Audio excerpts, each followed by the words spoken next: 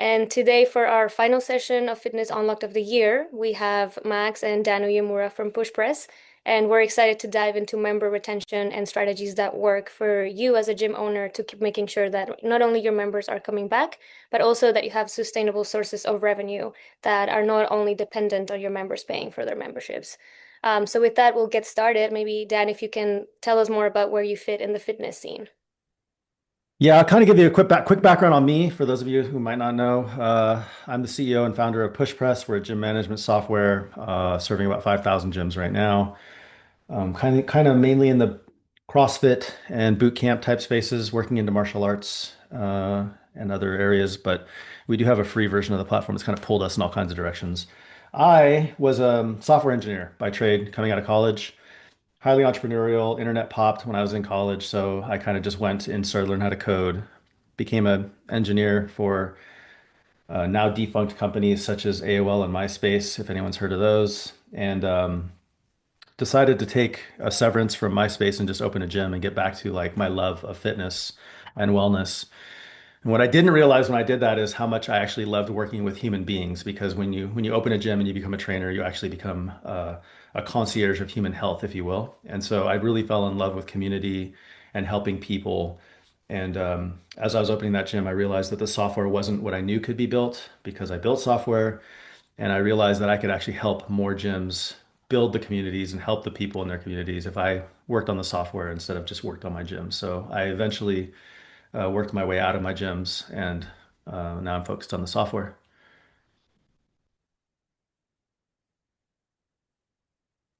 Max, what about you? Yeah, my name is Max.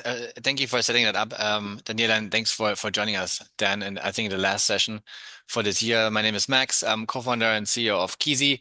Kind of like a little bit where what Dan just mentioned. Had one comment like that the application is like tiered into like different directions.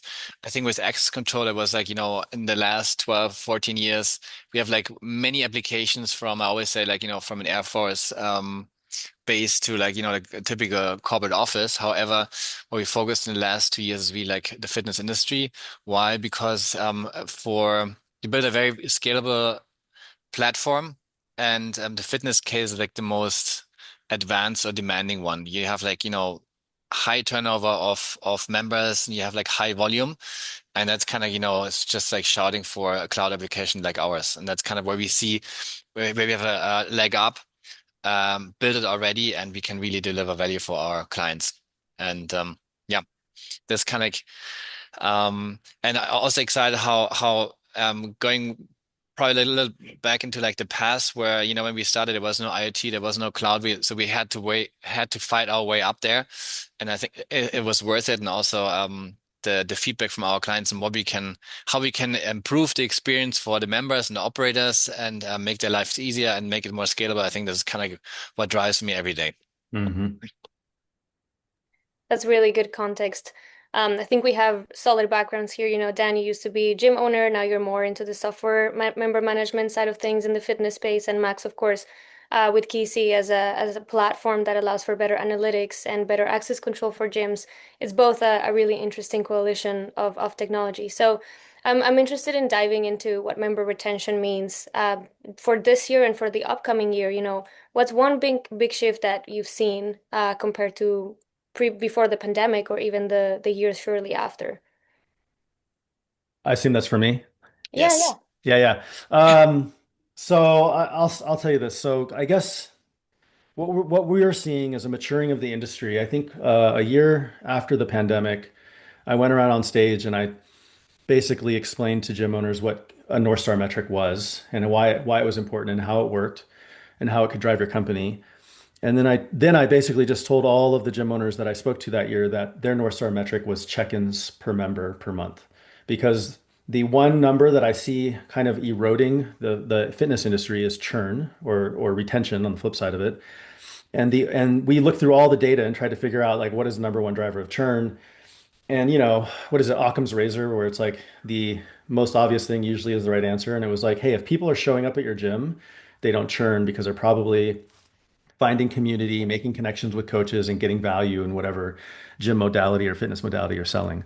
So I just told gym owners like you need to get gym members to 8 to get the churn to like an okay level, and we need to be getting them to 12 to get them to something I would consider more acceptable, which was 4% per month.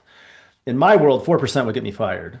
But I think in a gym, in a B2C world, brick and mortar gym world, 4% is starting to be acceptable in terms of what you can do and for the number of members you lose every month. And just 4% of members each month quit, or? Yeah, so you take the cohort, however many start at the top of the month. Mhm. By the end of the month, 4% of them will quit. If you can get the well, let me rephrase that. If you can get people checking in 12 times a month, they have a 4% churn rate. The people that are checking in less, it starts climbing up to into the 20s, right? So if someone's coming 0 times a month, they have a one in two, 1 in 3 chance of quitting. Got it. Yeah. Yeah. So to answer your question directly, I think like 4 or 5 years ago, people were focused on leads and they were focused on like solving the churn problem by just filling the bucket more. And I do think I've seen, at least with the gyms I speak to, there's more and more gym owners who are more focused on closing the holes in the bucket before instead of just filling the bucket with more water. And what would be like measurements you recommend to gyms to go towards that 12? That's basically every second or third day they come in then. Yeah, it could be as simple as 3 times a week is basically your yardstick. You want to make sure people are coming 3 times a week or they're not missing more than 3 days in a row, right? I think like if either of those two things are happening, then they're probably not going to hit 12 check-ins a month. And then you need to have a conversation. Some members, that's okay. Like it's all about expectation. So if I want to come 8 times a week because I also go rock climbing and I also do mountain biking and I do things, then if that conversation's had with the member and you flag that and you know that, it's okay.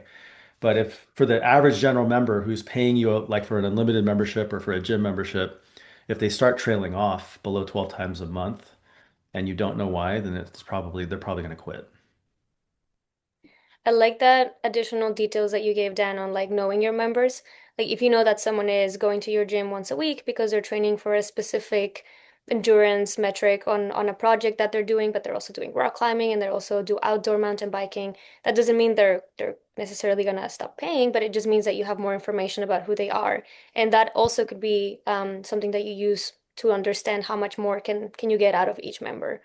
Is that also something that you've seen happen where like the more information you know about members, the more you can tailor packages and experiences for them? 100%. And the beauty, at least in the industry we work in, which is going to be boutique single owner operator type fitness studios, we generally have low enough member counts that we know every member. If not like systematically in a spreadsheet with a bunch of data written down, we all generally know this person is casual, this person's, like we know what their hearts and desires are. And so I think before AI came out, I make this joke a lot now, so I'll introduce it, but we all have this little internal AI. So it's just called gut feeling. So it's like if you came into the gym and you notice your best member who always came in as the center of your community he just is not showing up, your gut would be screaming. But if there's a dad who is the coach of the basketball team and their team is on tournament travel, like your gut would understand that as well. Like there doesn't need to be historically doesn't need to be mass systemization of this, like you just know. Where AI is going is we're going to be able to take that gut out of you and your coaches, the pits of your stomach, and actually pull that into data that our systems can contextually tell you, like at a tournament, in Hawaii, not really a flight risk because we picked up these signals. They've sent us a text message and let us know, and I'm going to make sure everyone knows. So that's where things are going.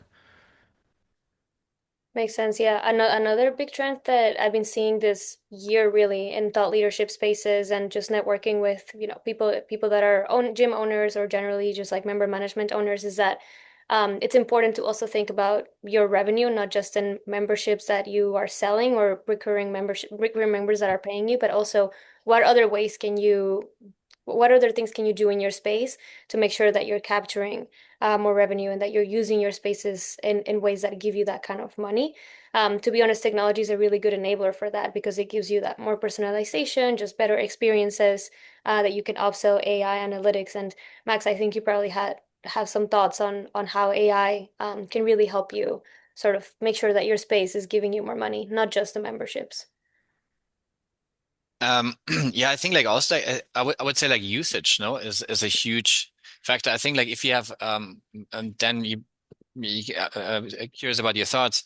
But if you have, we like in the space of automation, right? We start with the door, like securing the space and then monitoring the space. And then the more technology can do, the more staff can, check in with the members and know when they're like on a holiday travel or whatever it is to understand, or to give you like the um, piece of thought that, this member's not quitting, he's just seasonality. Um, but I think what we are also trying to do is like for offer members that they know, for example, when a space is busy and less busy for machines and so on. I think that's also for me personally would be interesting because I'm always going to the ski erg because I always do the ski race in Sweden. So I need to train a lot and there's only one machine and a pretty big gym I'm part of. And if I go in the morning at 6 o'clock and it's occupied, then it basically ruined my morning. But if I had the information, it's like, hey, this thing is like, I can even book it for that specific day because it's so much worse to me. I think this is kind of, where you can probably also like drive up the satisfaction of a certain member and the value. Um, yeah. Yeah. I think for the most part, gym owners would have to start to understand that every piece of equipment could be monetizable or could be something that is an add-on or a layer or at least something you can reserve. I would wager a lot of gym owners don't think of the ski erg machine that way because they just see their gym floor as like, I'm going to use this to create a program as opposed to somebody who really needs this piece of equipment. So that's an interesting way. And I think more and more gym owners are evolving to understand their business model like this, which is a good thing. More towards like the individual usage of machines or Yeah, that and like they're building sauna rooms or they're building things that people have like get to use, but they have to book. And what I don't think gym owners understand is like when you start building in that type of a motion, then you start to understand the usage, which is very important because then now you can understand if like this is an area of the gym that is not making money or making money based on the usage. Whereas if you have a buffet, you actually have to somehow monitor every little, serving piece of the buffet to understand if like the carving station is getting overused and the green beans are not, if you will. So that's just the difference between an all-you-can-eat buffet and a restaurant. Like you can actually see what dishes are getting eaten and then change your menu. Um, I had a question since you mentioned like, check-ins, that there's a huge difference between like, eight check-ins a month versus 12, right? So it's like four more check-ins. However, I think the churn rate is like significantly higher if you don't check in more.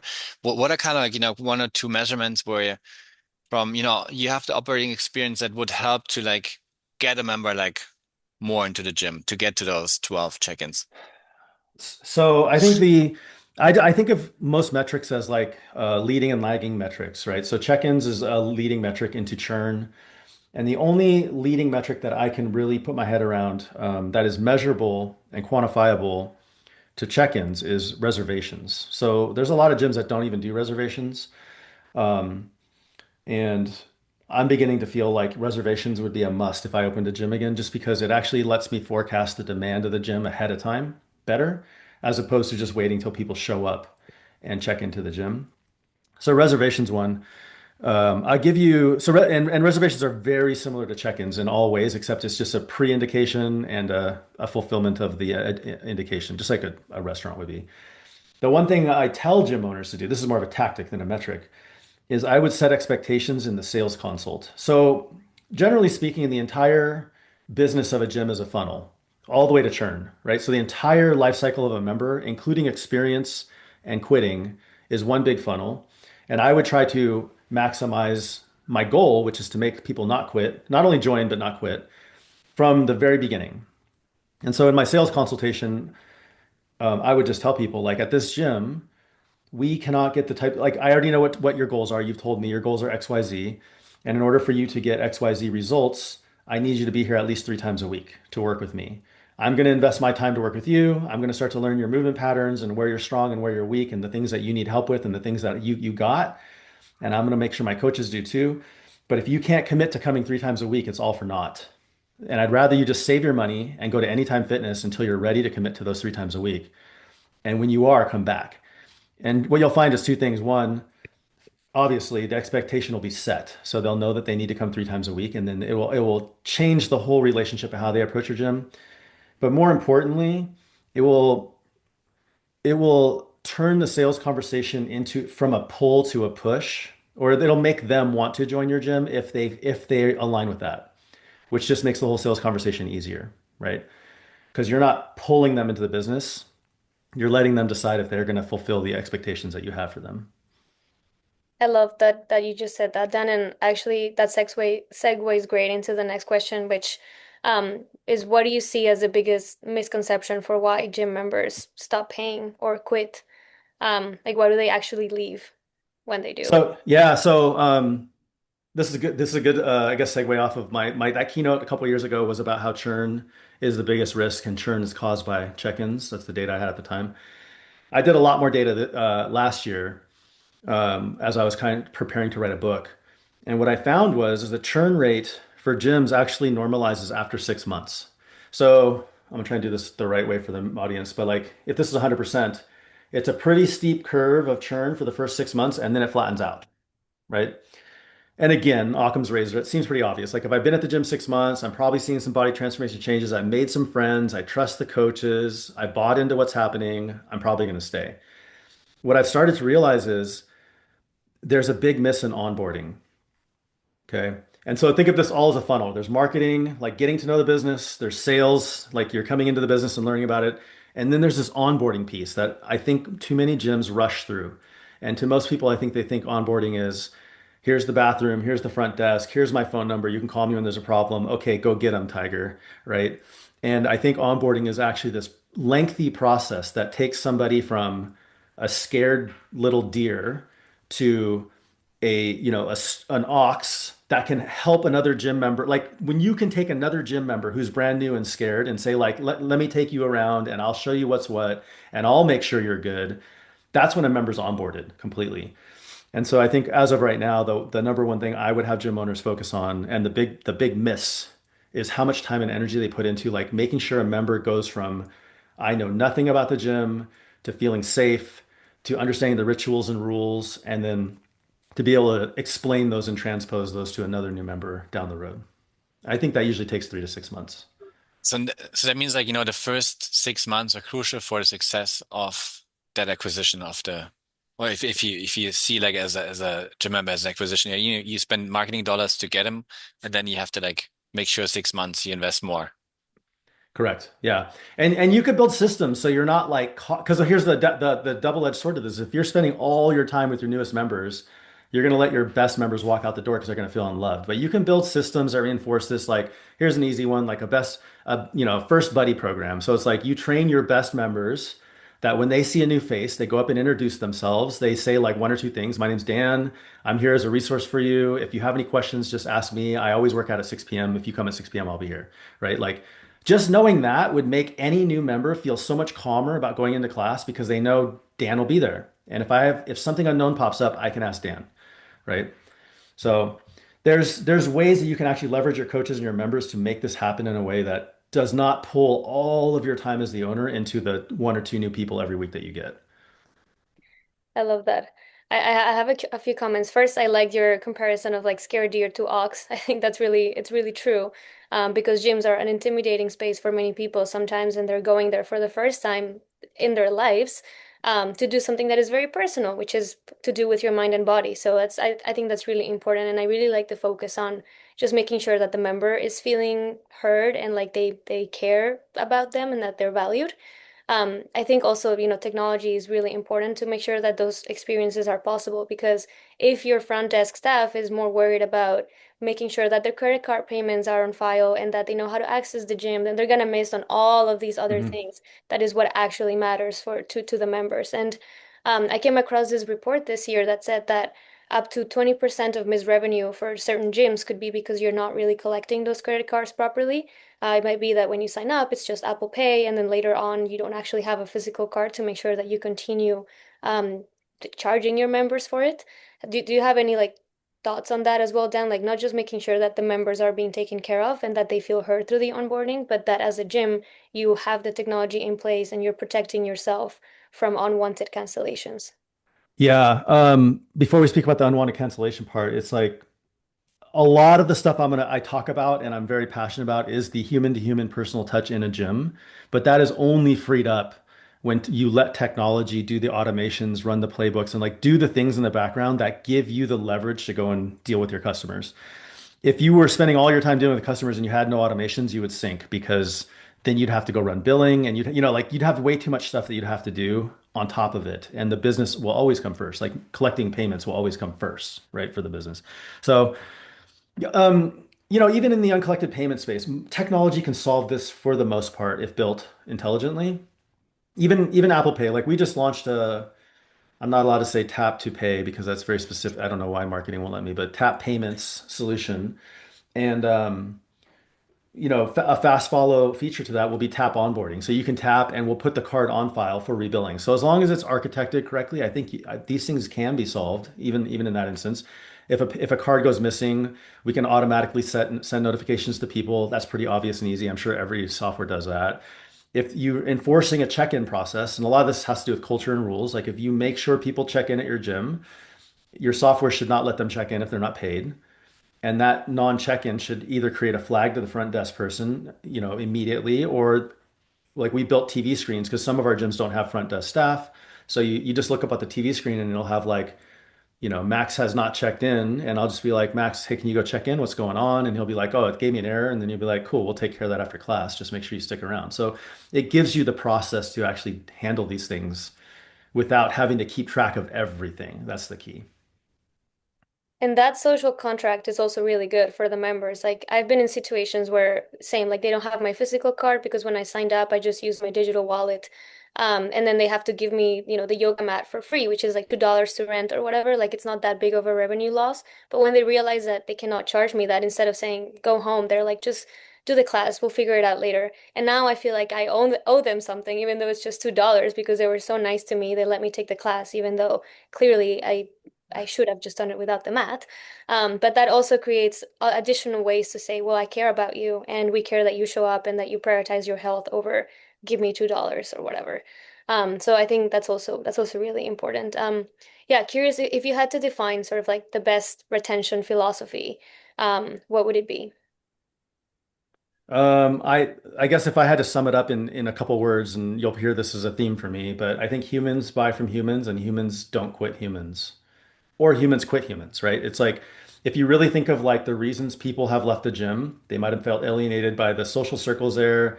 A coach might have done something inappropriate. They might have felt someone made fun of them and then they felt embarrassed because, like generally speaking, like a lot of the breakups at gyms happen because there's either an immediate or a long-term value like loss.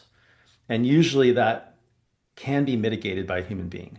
Like we all know when you come to the gym 2 or 3 years into it, you're going to be plateauing at like you're going to get so many gains in the beginning if you are out of condition, deconditioned. But 2 or 3 years in, you're going to be in pretty good shape. And a lot of people will get to the point of saying like, well, I've gotten the value I can out of this gym. I'm going to go do something else now. But it's hard to leave a group of friends. So if you've established a community, and again, this works in the gyms we serve, maybe not like a lifetime because it's a little harder to build a community in a lifetime. But in the gyms that we serve, it's really hard to say like, hey, it's like quitting a church, It's like you might have be at the cusp of spirituality, but you're not going to leave your friends, you know? It's tough. And I'm curious, does PushPress has any like product that kind of helps like foster communities? And maybe you can quickly describe how that works. Yeah, I think honestly, it's an area we can do better in, and we will do better in. But we've started this, like we've built a social feed. We're basically trying to get rid of the use of group chats, Instagram, WeChat, and Facebook. All these hodgepodge of like systems that people use to get people to communicate together. And we just built it into the member app for our gyms. So it's like you can post pictures and GIFs, you can comment on each other's workouts, you can share your funnies with them in the morning. But just like, Instagram, it's one of those features that you can keep developing it forever and you can only keep making it better. Like it's just never going to be good enough to just stop. So I think that's something that we will continue to invest in is ways to make communities stronger and tighter. And then from the operator perspective, do you have like tr tools that would track or like flag that certain members are about to or most likely to quit or cancel a membership? So right now we have the generic thing that I think every system does, which is like someone stopped coming, someone's, credit card is about to expire, just the flags that are so easy to see that you should be surfacing that. I think where AI is headed is allows us to get a lot deeper into it, and that's the stuff we're exploring right now. Like being able to tell like the sentiment that someone's writing in the messages that they're posting on the social feed or the SMS message that they're sending into the coaches, right? Like, are they bummed out? Are they feeling negative? Did they literally say that so and so made fun of them in class and they don't feel comfortable there anymore? Like there are so many things that we can start to pull out of the communication and the subjective matter that the system gets and be able to put that in front of the right people at the right time to be able to change some of the outcomes that are happening. Yeah, I mean, I think another important um, thing to mention is, as a gym owner, you probably cannot service everybody at all times for everything. Like you cannot do Pilates and yoga and rock climbing and spinning and kickboxing and CrossFit, right? You have to also segment what you do. Mhm. But how important is flexibility in terms of access? And maybe Max, this is also something you have thoughts on, like 24/7 access versus hybrid offerings or self-service, and how can that impact retention? Should I start? Um, Yeah. I think like 24/7 access is a huge driver for our application because before I think could be like more like a retail store, you open a door, let the people in, and then, once the operation is done, like by 8 p.m., then you close it. However, I think like also like for myself, I think I 24/7 is pretty important to me because you can also like avoid those peak times and can really like m make your schedule work a little bit better around like the gym opening times. And for us, is a huge driver, which then also brings in other applications, for example, tailgating, because what I see is that out of 24/7 hours, the gym is only unmanned maybe for 6 hours or like four, like for a fraction of time. However, I think this is kind of like when you have the problem that members bring other members in, and then first of all, I think it's kind of of course you lose revenue, but I think it's more like about the security aspect if something happens, insurance claims and all that stuff. And that's why for us, the next product that is highly demanded is like tailgating, that we can tell like if a member brings another member in, that you can flag it, and then you also have like the tools that you can to dance.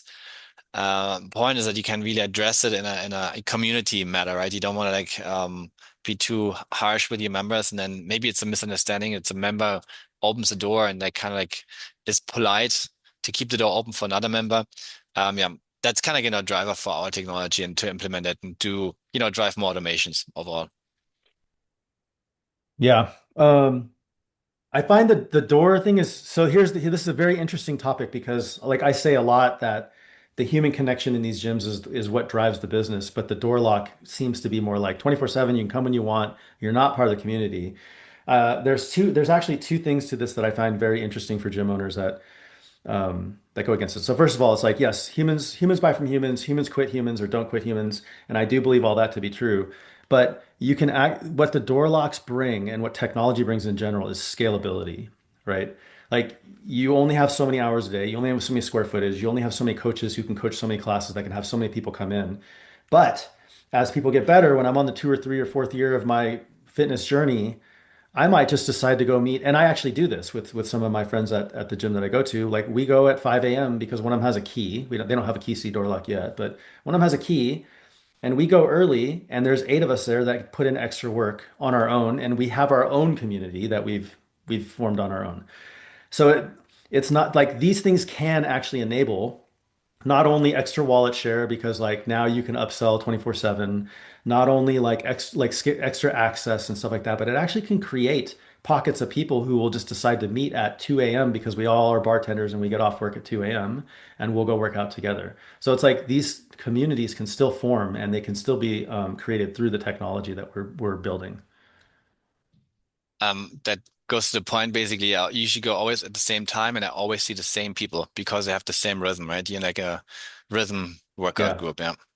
And I'll tell you, the people that work outside of gym hours are the most community centric because they're the weirdos. Like we're the ones who will get up at 4 a.m. You know what I mean? So it's like when I find other 4 a.m. people who will work out, it's like we're the weirdos doing it together and like we instantly will bond. So Yeah, yeah. there's something to that. What would AI say about that? You know, the 4 a.m. weirdos. What kind of analytics could we get out of it? Um, Yeah. yeah. So also Dan, looking ahead, 3 to 5 years, maybe even a little bit further, but with AI might be less. What emerging fitness tech trends will have the biggest impact on retention? I think it'll be AI, but I think it's going to be AI in two ways. One that's obvious, like you're going to be able to personalize and communicate and keep track of people at a bigger scale. And you're going to be able to understand what the most important things to do are based on data, not your feelings. Um, but again, common themes, like there's going to be a lot of the same things I say here because they all circle back to the same themes, is when you're able to execute faster and do the right things with precision at the right time because the AI is telling you, I think you're going to be able to invest more time in the people in the ways that the AI and the technology can't help them, which might be a shoulder to cry on when someone's father passed away, or it might be, helping them work out and work through getting a pull up, their first pull up because they're staying late and you notice it because you've got the time bought back. Or it might mean you could take a vacation with your family.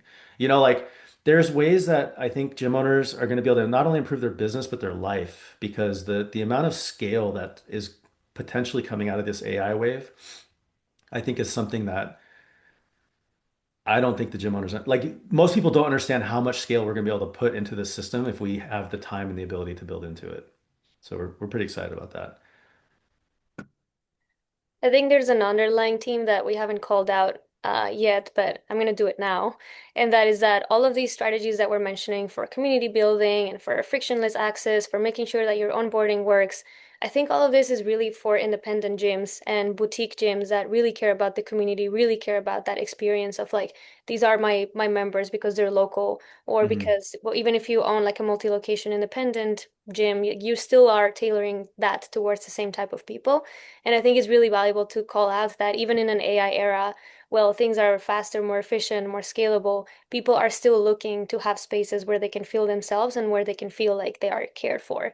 And I think that's going to be more efficient for independent gyms or smaller gyms that are maybe more thoughtful for what they're doing. So, as opposed to other industries where AI is clearly benefiting bigger companies, I think for the fitness industry, we're going to see a shift in that.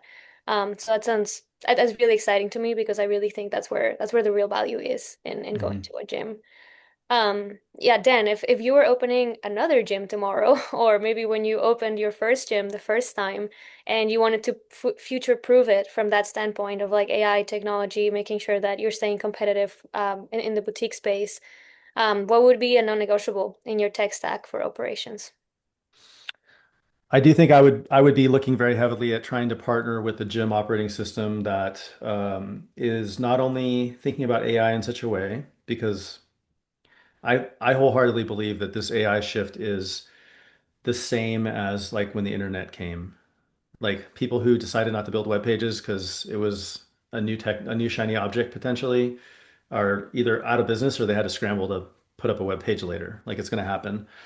So I'd be looking to partner with a software system that does that and probably one that's extensible too. So I say this particularly to PushPress because like I knew pretty early when we were building PushPress that like, well, one, the future is going to bring new stuff that we don't know, but two, there's different gym types and they need different last mile functionality to fix things.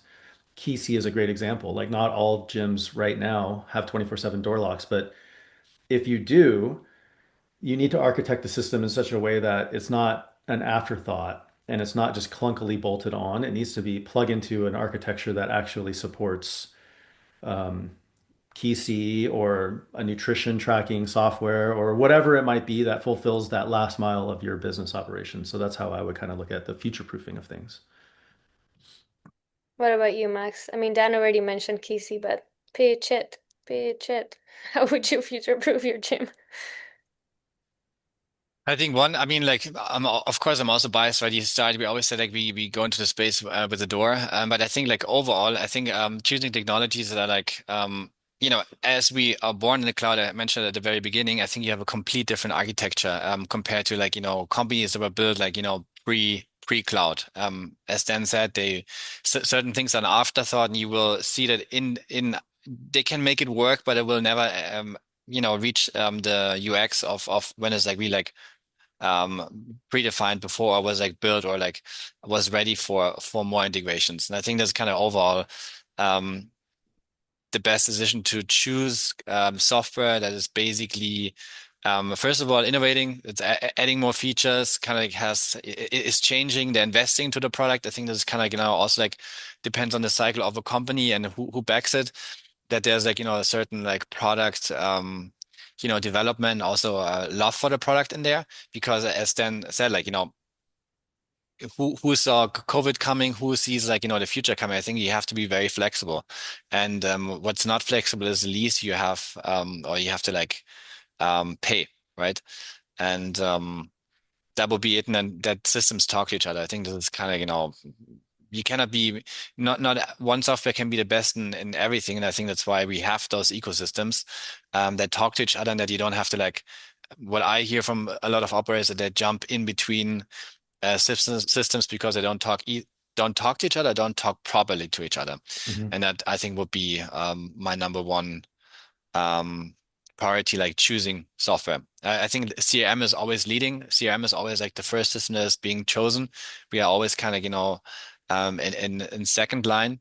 Um, yeah, and then of course like depending on if you want to like keep it more autonomously or like build a community, I think there are also like certain tools you have to consider based on your business model.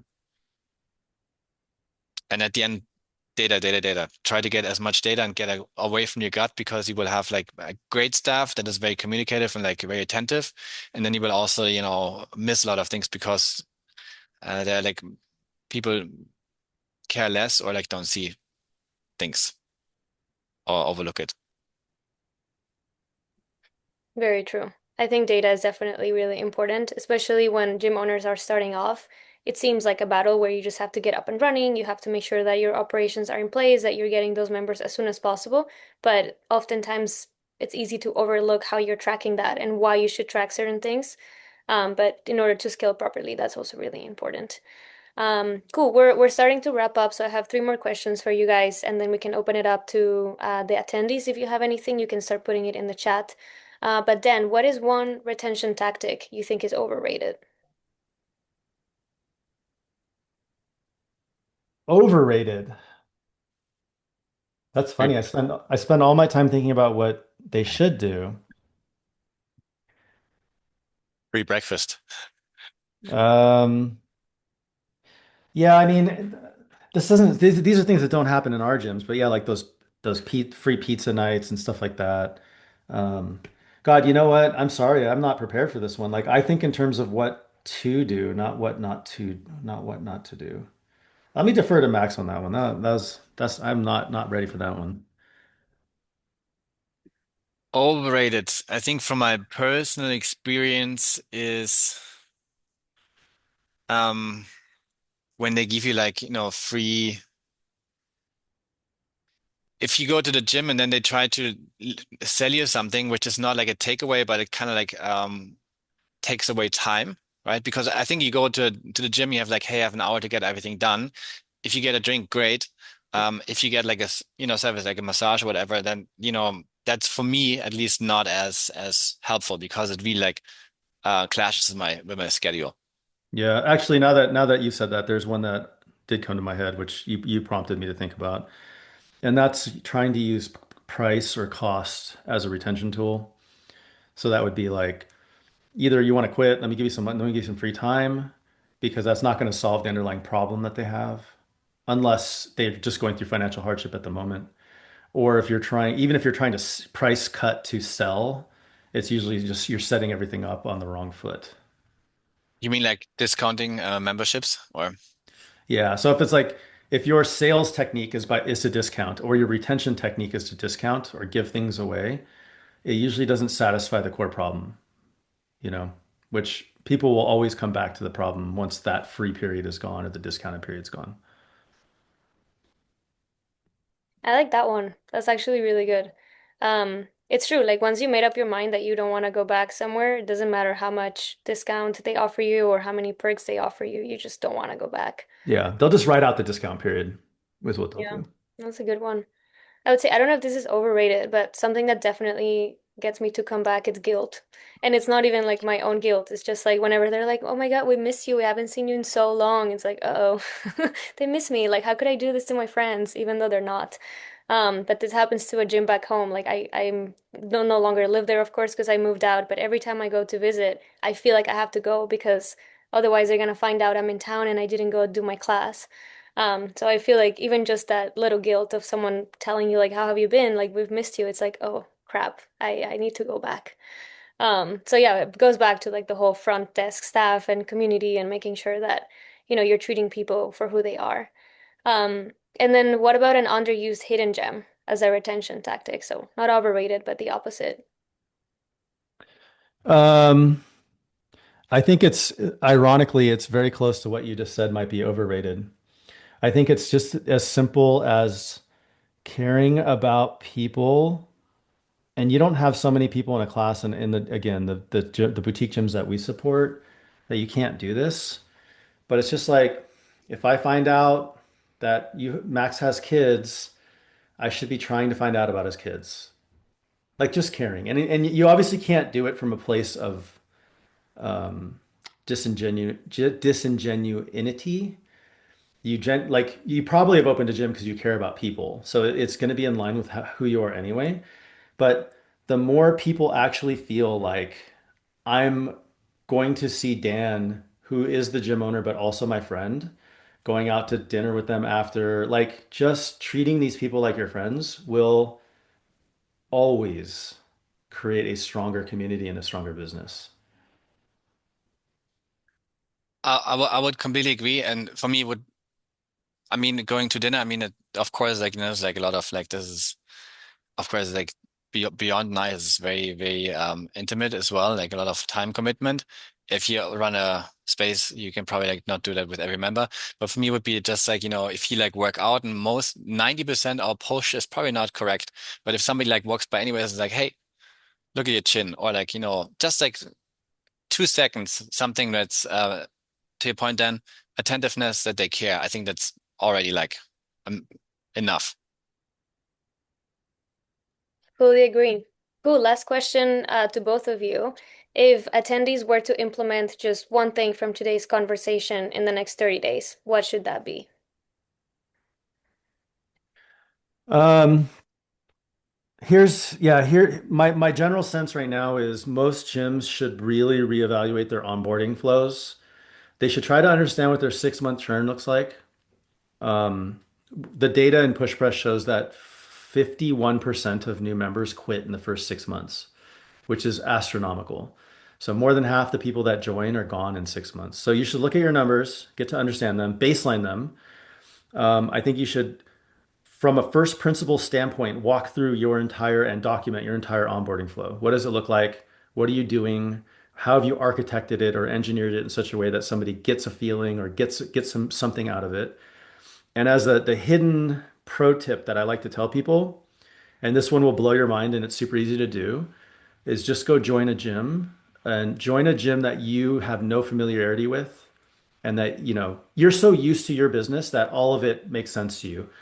If you're in yoga, go join a CrossFit gym. If you're in CrossFit, go join a whatever, like a jujitsu gym. Go join something that's completely foreign to you, and then just mentally take note of all of the things that happen that make you feel alienated, scared, worried, anxious, concerned, and then think about your business that way. Because anytime someone is anxious, concerned, nervous, or even feels stupid, is a moment for them to quit.